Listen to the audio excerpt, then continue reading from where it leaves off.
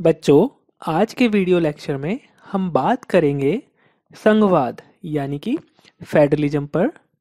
इसमें हम जानेंगे कि इसके अर्थ और इसकी परिभाषा को। साथ ही साथ हम यह भी जानेंगे कि भारत और कनाडा के संघवाद के तुलनात्मक पहलुओं को तथा किस तरह के प्रश्न आपके एग्जाम में पूछे जा सकते हैं इस टॉपिक पर, और आपको इन क्वेश्चन के आंसर में किन किन बातों का ध्यान रखना है। तो बिना समय गवाए आज की क्लास स्टार्ट करते हैं।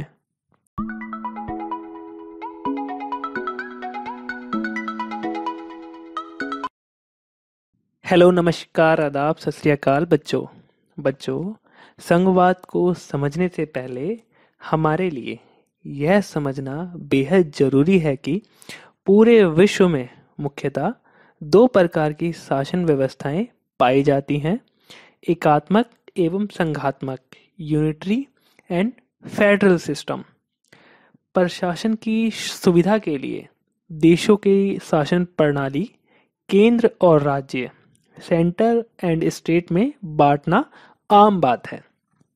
आज के वर्तमान युग में विभिन्न देशों का क्षेत्रफल एवं जनसंख्या इतनी विशाल है कि एक सरकार के द्वारा उनका प्रशासन चलाना बड़ा ही कठिन काम है। इसीलिए प्रशासनिक सुविधा के लिए देशों को अनेक प्रांतों व इकाइयों में बांटकर शासन व्यवस्था को मजबूत एवं व्यवहारिक बनाया जाना जरूरी हो गया है। आज विश्व के ज़्यादातर देशों में शासन की शक्तियों का बंटवारा सेंटर एंड स्टेट के बीच में पाया जाता है। इससे पहले हम आगे बढ़े, आप सेंटर और स्टेट को सही से समझिए। फॉर एग्जांपल, इंडिया में देखें तो केंद्रीय सरकार की बागडोर अभी एनडीए सरकार के हाथों में है, जिनका नेतृत्व मोदी जी कर रहे हैं। ऐसे ही भारत के अलग अलग राज्यों में अलग अलग दलों की सरकारें हैं। जैसे राजस्थान में कांग्रेस की सरकार अशोक गहलोत जी के नेतृत्व में, यूपी में बीजेपी की सरकार योगी जी के नेतृत्व में, और पश्चिम बंगाल में टीएमसी की सरकार ममता दीदी के नेतृत्व में है। तो भारतीय संघात्मक शासन व्यवस्था में शक्तियां केंद्र और राज्यों के बीच विभाजित है। दूसरे शब्दों में, मोदी जी केंद्रीय शक्तियों का प्रयोग कर पूरे देश का प्रशासन चला रहे हैं, वहीं योगी जी, ममता दीदी, अशोक गहलोत जी राज्य का प्रशासन चला रहे हैं। दोनों स्तरों पर इसी प्रशासनिक व्यवस्था को संघात्मक शासन व्यवस्था कहा जाता है। केंद्र और राज्यों के बीच शक्तियों का यह बंटवारा संवैधानिक नियमों के अनुसार किया जाता है, ताकि केंद्र और राज्यों में शक्ति विभाजन एवं उसके प्रयोग को लेकर कोई दुविधा, कोई कठिनाई ना हो। जब शक्तियों का विभाजन ना हो तो वहां केवल एक ही सरकार का मिलना स्वाभाविक है। ऐसी सरकार को एकात्मक शासन व्यवस्था कहते हैं। ऐसी व्यवस्था बहुत ही कम देशों में है। इसके उलट शक्तियों के बंटवारे पर आधारित शासन संघात्मक शासन व्यवस्था होती है। बेशक इस व्यवस्था में केंद्रीय सरकार को महत्वपूर्ण शक्तियां दी जाती हैं, लेकिन कुछ शक्तियां राज्य सरकारों को भी दी जाती हैं। इस व्यवस्था में शक्तियों का बंटवारा स्पष्ट और व्यवहारिक होता है। राज्य सरकारें अपनी शक्तियों का प्रयोग करने में स्वतंत्र होती हैं। इस प्रकार हम कह सकते हैं कि एकात्मक शासन व्यवस्था में तो शासन की सभी शक्तियां सेंटर गवर्नमेंट के पास होती हैं, वहीं संघात्मक शासन व्यवस्था में ये शक्तियां सेंटर एंड स्टेट गवर्नमेंट के पास होती हैं। अब हम संघवाद के अर्थ और परिभाषा को समझते हैं। संघात्मक शासन व्यवस्था की अवधारणा संघ शब्द पर आधारित है। संघ शब्द को इंग्लिश में फेडरेशन कहा जाता है। यह शब्द लैटिन भाषा के शब्द फोएट से निकला है, जिसका अर्थ है संधि या समझौता। इस तरह शाब्दिक दृष्टिकोण से संघात्मक व्यवस्था समझौते पर आधारित व्यवस्था है। संघवाद में दोहरी शासन व्यवस्था पाई जाती है, एक तरफ सेंटर तो दूसरी तरफ स्टेट, जिनमें शक्तियों का विभाजन इनके बीच संविधान या कानूनी सीमाओं के अंतर्गत किया जाता है। अपने अपने क्षेत्रों में स्वतंत्र होते हुए भी सेंटर एंड स्टेट देश के संविधान के प्रति उत्तरदायी होते हैं। एक दूसरे के अधीन ना होकर भी सेंटर एंड स्टेट गवर्नमेंट एक दूसरे की सहयोगी बने रहते हैं एवं संघात्मक शासन व्यवस्था के सारे उद्देश्य आसानी से प्राप्त कर लिए जाते हैं। बच्चों, अब हम भारत और कनाडा के संघवाद में क्या समानताएं हैं और क्या विभिन्नताएं, इस पर बात कर लेते हैं।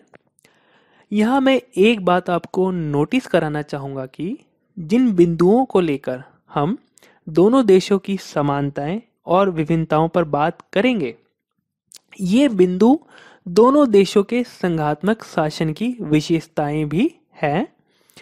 इसीलिए यदि आपसे दोनों में से किसी एक देश की संघात्मक शासन व्यवस्था की विशेषताएं परीक्षा में पूछ ली जाए तो आप इन बिंदुओं को ही पूछे गए देश के कॉन्टेक्स्ट में लिखेंगे, पर उसमें दूसरे देश का जिक्र ना करते हुए। सबसे पहले हम दोनों देशों के बीच समानताओं पर बात करते हैं। फर्स्ट पॉइंट है लिखित एवं जटिल संविधान। भारत और कनाडा दोनों का ही संविधान लिखित है, साथ ही साथ कुछ सीमा तक जटिल भी है।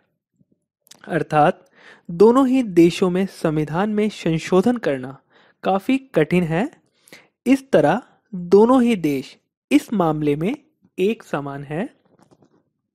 नेक्स्ट पॉइंट है संसदीय शासन प्रणाली। भारत और कनाडा में संसदीय शासन प्रणाली को अपनाया गया है।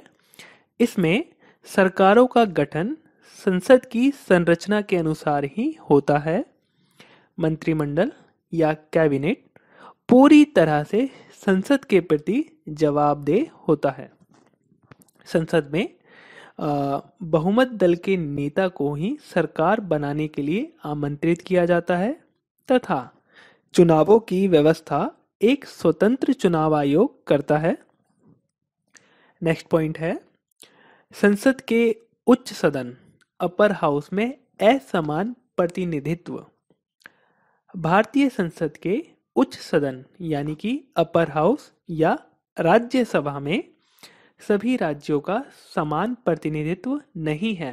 फॉर एग्जाम्पल, राज्यसभा में उत्तर प्रदेश के 31 प्रतिनिधि हैं, जबकि हरियाणा के केवल 5 और उत्तराखंड के 3 प्रतिनिधि हैं। वहीं दूसरी तरफ कनाडा के सीनेट के गठन में भी समान प्रतिनिधित्व के सिद्धांत की अनदेखी की गई है।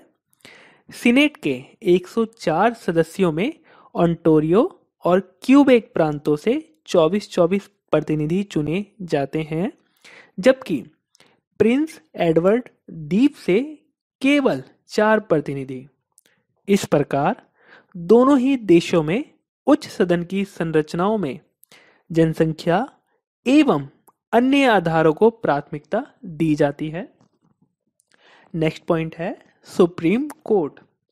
दोनों ही देशों में शक्तिशाली सर्वोच्च न्यायालय की स्थापना की गई है, जो संविधान की व्याख्या करने की अंतिम शक्ति रखता है तथा उसकी रक्षा करता है।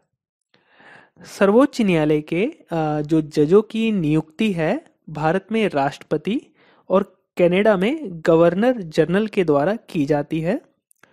दोनों ही देशों में संसद के दोनों सदनों के निवेदन पर ही किसी भी न्यायाधीश को हटाया जा सकता है। नेक्स्ट पॉइंट है केंद्रित संघवाद। दोनों ही देशों के संविधान में एकात्मक व्यवस्था की तरफ झुकाव दिखाई देता है। सेंट्रल गवर्नमेंट के पास अधिक शक्तियां हैं, वहीं दूसरी तरफ स्टेट गवर्नमेंट की स्थिति थोड़ी सी कमजोर नजर आती है। भारतीय संसद की तरह कनाडा के संसद के पास भी विधायी शक्तियां, लेजिस्लेटिव पावर बहुत ज़्यादा हैं। नेक्स्ट पॉइंट है, क्षेत्रीय या रीजनल पार्टीज की बढ़ती संख्या से केंद्रीयकरण की घटती प्रवृत्ति। भारत और कनाडा के संघवाद में काफ़ी समानताएं हैं।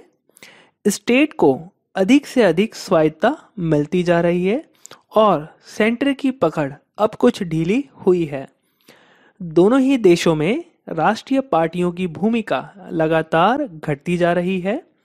गठबंधन की सरकारों के कारण राजनीति में क्षेत्रीय पार्टियों का दबदबा बढ़ा है, क्योंकि गठबंधन की सरकार बनाने में क्षेत्रीय पार्टियों का समर्थन होता है। ऐसे में केंद्र सरकार को उस पार्टी विशेष एवं उसके राज्य को मजबूरन विशेष महत्व देना पड़ता है। इससे संघवाद मजबूत हुआ है। लास्ट पॉइंट है, एकल या इकहरी नागरिकता। बेसिकली फेडरल कंट्रीज में ड्यूअल या दोहरी नागरिकता पाई जाती है, एक सेंटर की और दूसरी स्टेट की। स्विट्जरलैंड और अमेरिका के संविधान में दोहरी नागरिकता की व्यवस्था है, जबकि भारत और कनाडा में इकहरी नागरिकता का प्रावधान है। बच्चों, अब हम दोनों देशों के बीच क्या डिफरेंसेस, असमानताएं हैं, उस पर बात कर लेते हैं। फर्स्ट पॉइंट है, राज्य अध्यक्ष, हेड ऑफ द स्टेट की स्थिति। भारत एक रिपब्लिक गणराज्य है जिसका अपना इलेक्टेड प्रेसिडेंट, राष्ट्रपति होता है, जबकि कनाडा में ब्रिटिश सम्राट को ही राज्याध्यक्ष माना जाता है। यह अलग बात है कि सरकार की सलाह पर ही ब्रिटिश सम्राट गवर्नर जनरल की नियुक्ति करता है। नेक्स्ट पॉइंट है, उच्च सदन, अपर हाउस की संरचना। कनाडा में सीनेट के सभी सदस्य कैबिनेट की सलाह पर गवर्नर जनरल द्वारा मनोनीत किए जाते हैं। एक तरह से कहा जाए तो सीनेट सीनियर सिटीजन का सदन बनकर रह गया है। जिस भी पार्टी का शासन होता है, वे अपने सपोर्टर के नाम इस सदन के लिए प्रस्तावित करती है। बिजनेसमैन, बड़ी बड़ी कंपनियों के डायरेक्टर को भी सीनेटर बना दिया जाता है, जबकि भारतीय राज्यसभा में केवल 12 सदस्य ही राष्ट्रपति द्वारा मनोनीत किए जाते हैं। एक दूसरा अंतर है कि भारत की तरह कनाडा में भी धन विधेयक निम्न सदन, लोअर हाउस में ही पेश किया जा सकता है, परंतु कनाडा का सीनेट इसमें परिवर्तन कर सकता है और निम्न सदन को उसे मानना पड़ता है। भारत में ऐसा संभव नहीं है। लास्ट पॉइंट है, संवैधानिक अध्यक्ष की भूमिका। भारत के राष्ट्रपति और कनाडा के गवर्नर जनरल अपनी सभी शक्तियों का प्रयोग प्रधानमंत्री की सलाह पर ही करते हैं। विधेयकों, बिल्स पर गवर्नर या प्रेसिडेंट की अनुमति लेना होता है। उनकी परमिशन के बाद ही कोई अधिनियम, कानून या लॉ का रूप ले पाता है। भारत में उन्हें रोका नहीं जा सकता और किसी कानून के असंवैधानिक घोषित करने का अधिकार सिर्फ और सिर्फ न्यायपालिका के पास होता है, राष्ट्रपति के पास नहीं। जबकि कनाडा का गवर्नर जनरल प्रांतों के अधिनियमों को अस्वीकार कर सकता है, यानी उनके लागू रहने पर पाबंदी लगा सकता है। तो बच्चों, इस तरह हमने जाना कि भारत और कनाडा में दोहरी शासन व्यवस्था अपनाई गई है, एक सेंटर की और दूसरी स्टेट की। दोनों ही देशों के संघ शासन में कुछ समानताएं हैं, जैसे लिखित एवं जटिल संविधान, संसदीय शासन प्रणाली, सर्वोच्च न्यायालय, केंद्रीय संघवाद इत्यादि। वहीं इतनी समानताएं होते हुए भी दोनों में कुछ असमानताएं भी हैं, जैसे राज्याध्यक्ष की स्थिति, अपर हाउस की संरचना, कॉन्स्टिट्यूशनल हेड का रोल। बच्चों, पिछले कुछ दशकों से दोनों ही देशों में कुछ ऐसी घटनाएं घटी है जिसने संघीय व्यवस्था को और जीवंत बनाया है। जैसे दोनों ही देशों के अलग-अलग हिस्सों में नए राज्यों के गठन की मांग जारी है। अलग-अलग राज्यों की जनता स्वायत्तता की मांगे करने लगी है। रीजनल पार्टी का तेजी से विकास हो रहा है, जो कि क्षेत्रीय मुद्दों पर केंद्रित होते हैं।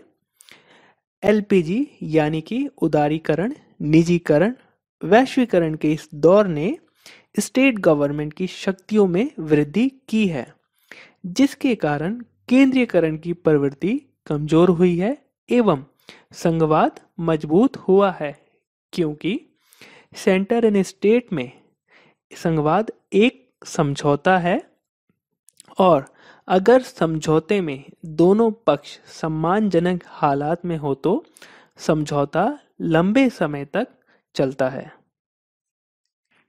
बच्चों, अब मैं इस टॉपिक पर दो जरूरी बातें आपके साथ शेयर करूंगा। पहली यह कि एक बात आप हमारे हर वीडियो में ध्यान रखना कि जिस भी टॉपिक पर हमने वीडियो बनाई है, उस वीडियो के अपलोड डेट पर या तो आप हमारी वेबसाइट या हमारे टेलीग्राम पेज से संबंधित टॉपिक पर ऑथेंटिक आर्टिकल्स, नोट्स फ्री में डाउनलोड कर सकते हैं। इस टॉपिक के लिए आप सबसे पहले एनसीईआरटी पढ़ना, उसके बाद में एसओएल के स्टडी मटेरियल का एक आर्टिकल आपको जरूर पढ़ना है। खासकर इस आर्टिकल के आखिरी 3 पन्ने तो आपको पढ़ने ही हैं। आपको ये दोनों पीडीएफ हमारे टेलीग्राम पेज से मिल जाएंगे, जिसका लिंक आपको डिस्क्रिप्शन बॉक्स में दिया गया है। दूसरी जरूरी बात यह है कि इस टॉपिक पर किस तरह के प्रश्न पूछे जा सकते हैं और आपको उनके आंसर कैसे लिखने हैं। बच्चों, बेसिकली मैंने 2008 से ही इस टॉपिक पर पूछे जाने वाले प्रश्नों को देखा है, जिनको मैं 2 कैटेगरी में डिवाइड करता हूँ। इन्हीं 2 कैटेगरी से हर साल घुमा फिरा के आपसे प्रश्न पूछे जाते हैं। टाइप ए में पूछे गए प्रश्न लगभग एक ही हैं, बस शब्दों का थोड़ा सा हेरफेर है। इसमें आपको सबसे पहले इंट्रोडक्शन में संघवाद के बारे में बताना है, साथ ही साथ दोनों देशों के संघवाद को शॉर्ट में एक्सप्लेन भी करना है। फिर आपको दोनों देशों के संघवाद की तुलना करनी है। तुलना में आपको समानताओं और असमानताओं को सिस्टमैटिक तरीके से एक्सप्लेन करना है और आखिरी में आप कंक्लूजन, निष्कर्ष लिखेंगे। टाइप बी में आपसे किसी एक ही देश के संघवाद के बारे में पूछा जा सकता है। इसमें आपने जितनी बातें दोनों देशों की समानताओं और असमानताओं पर पढ़ी है, उसमें से आपको वही पॉइंट लिखने हैं, पर आप दूसरे देश की बातों को नहीं लिखेंगे। जिस देश के बारे में आपसे पूछा जाए, उसी देश के ऊपर आप उन्हीं बिंदुओं को लेकर लिखें। इस आंसर को लिखने में आपको थोड़ी सी स्मार्टनेस दिखानी है। लिखना वही है जो आपने पढ़ा है, बस आपको थोड़ा सा मॉडिफाई अपने आप को और अपने आंसर को करना पड़ेगा।